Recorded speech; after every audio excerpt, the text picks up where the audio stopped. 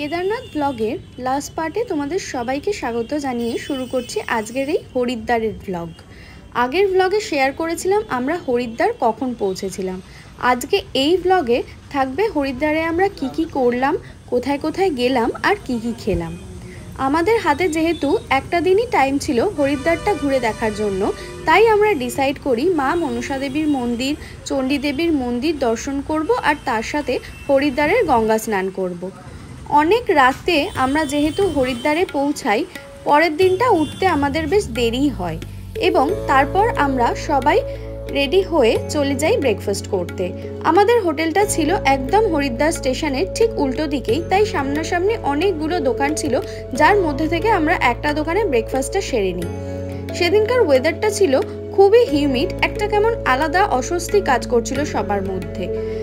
এবং তারপর আস্তে আস্তে আমরা পৌঁছে যাই আমাদের প্রথম গন্তব্যে, মা মনসা দেবীর মন্দিরের কাছে।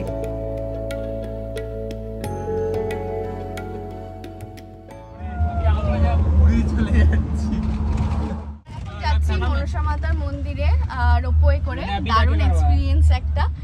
আর পিছনে ব্যাকগ্রাউন্ডটা খুবই সুন্দর লাগছে। কত করে নিল জানো রোপওয়ে? এখানে হচ্ছে ব্যাপারটা হচ্ছে একটা প্যাকেজ সিস্টেম আছে, সেটা হচ্ছে 444 টাকা করে পার হেড। এটাতে রোপওয়ে উপরে নিয়ে যাবে, মনসা দেবী টেম্পল ঘোরাবে, ওখান থেকে গাড়ি নিয়ে চণ্ডী দেবী ঘোরাবে, ঘুরিয়ে আবার এখানে মনসা দেবীতেই এনে ছেড়ে দেবে। 444 টাকা সবকিছু ইনক্লুডিং। কেউ যদি চায় আলাদা আলাদা করে নিতে পারে, তার জন্য আলাদা টিকিটের প্যাকেজ আছে। আবার কেউ যদি চায় যে আমি টিকিট আমি হেঁটে উঠবো, সেও হেঁটে উঠতে পারে। কিন্তু আমি বলবো যে এই 444 টাকার প্যাকেজটা নিতে, তাহলে আলাদাই একটা অনুভূতি, আর লাইনের কোনো ব্যাপার নেই, ওয়েটিং এর কোনো ব্যাপার নেই। তো খুব ভালোভাবে ঘোরা যাবে। আমরা একদম সবার ওপর দিয়ে উঠে যাচ্ছি উপরে, আর হেভি ভিউ। কোথায় দেখ ওদিকে হরিদ্বার গঙ্গা টঙ্গা সব দেখা যাচ্ছে।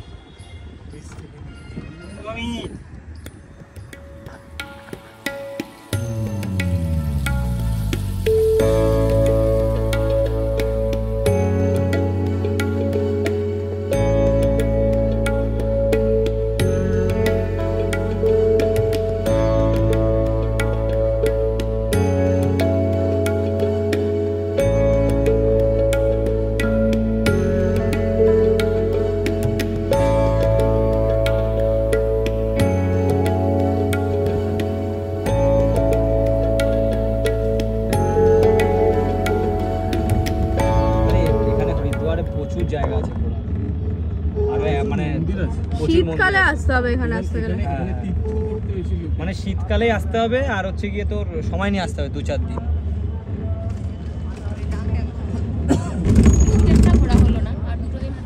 সেদিনের ওয়েদারটা যে এতটাই খারাপ ছিল সেটা বলে বোঝাতে পারবো না, তাই সবসময় কোল্ড ড্রিঙ্কস, এই কুলফি, বানটাই এগুলো আমরা খেয়েই চলেছিলাম। তারপর আমাদের প্যাকেজের মধ্যে যে বাস জার্নিটা ছিল সেটাই আমরা উঠে পড়লাম এবং চলে গেলাম চণ্ডী দেবীর মন্দিরে।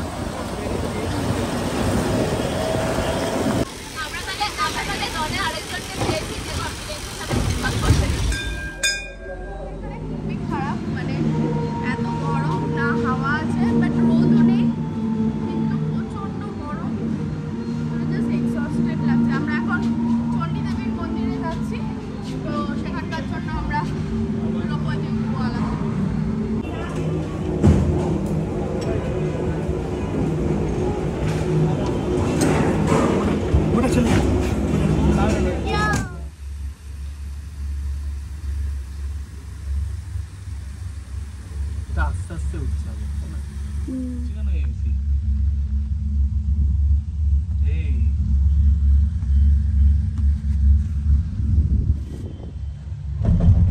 চাপ লাগছে।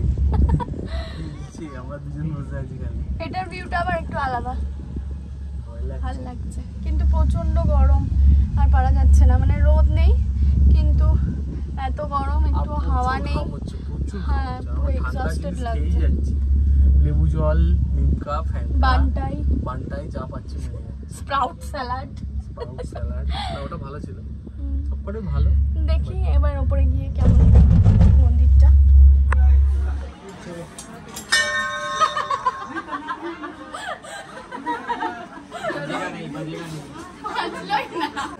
টাকা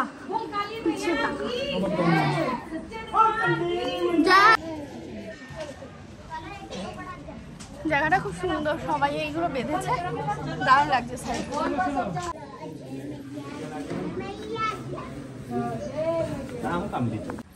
আমার কেমন লাগছে বলতো, আবার হাওড়ায় নেবে আমার গাড়ি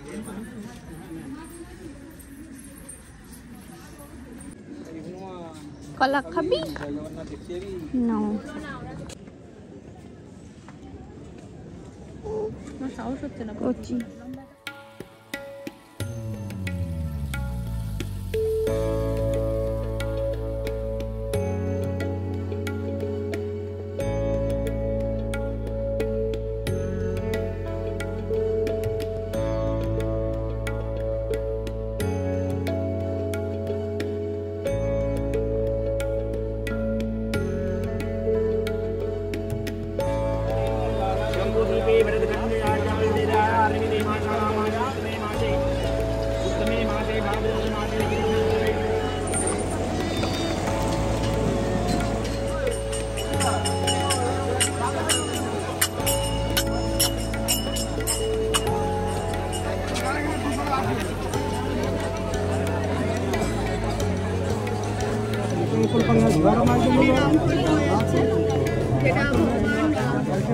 वनवास में खाए थे। वनवास में खाए थे।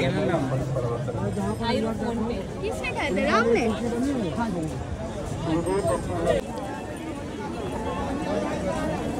এখন অরিন দেবে রামফলের রিভিউ। কেমন খেতে?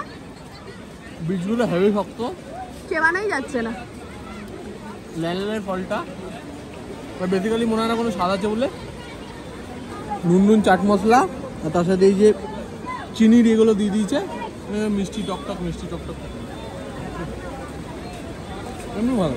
এখানে গরিবদের জন্য হয়তো ফ্রিতে খাবার দেওয়া হচ্ছে, কেউ হয়তো দান করেছে সেই ইয়ে থেকে।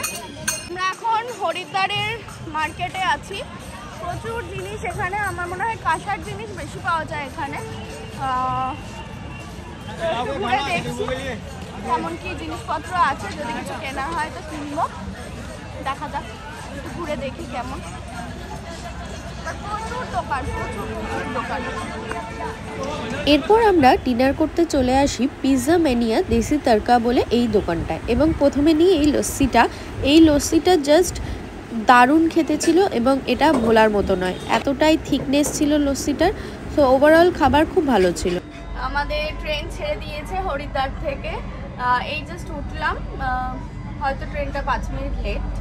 তো কেমন লাগলো তো ওভারঅল এক্সপিরিয়েন্স এই কেদারনাথ জার্নিটা? টাফ, কিন্তু করা উচিত বয়স থাকতে। আমার তো খুব ভালো লেগেছে, আমার তো স্বপ্ন ছিল কেদারনাথে আসার, অ্যান্ড সেটা ফুলফিল হয়েছে। তো আমার খুব ভালো লেগেছে, এবং চাই যাতে আমাকে মহাদেব একটু আশীর্বাদ করে আমার কাজটা ভালো হয়। তো যাই হোক, তো তোমাদের ব্লগটা কেমন লাগলো আমাকে জানিও, যদি ভালো লাগে তাহলে অবশ্যই লাইক আর কমেন্ট করে জানিও, আর অবশ্যই ভিডিওটা শেয়ার করো। প্রচুর লোক এসে যাচ্ছে, এখানেই ভিডিওটা শেষ করছি, আর দুদিনের আর ট্রেন জার্নিটা দেখাবো না, প্রচুর লোক চলে আসছে, তাই জন্য এখানেই ব্লগটা শেষ করছি। দুদিনের ট্রেন জার্নিটা আর দেখাবো না, অ্যাজ ইউজুয়াল যেরকম হয়, তোমাদের তো দেখিয়েছি আসার পথে। তো আবার পরবর্তী ডেস্টিনেশনের জন্য ওয়েট করো, ততদিন পর্যন্ত বাই বাই।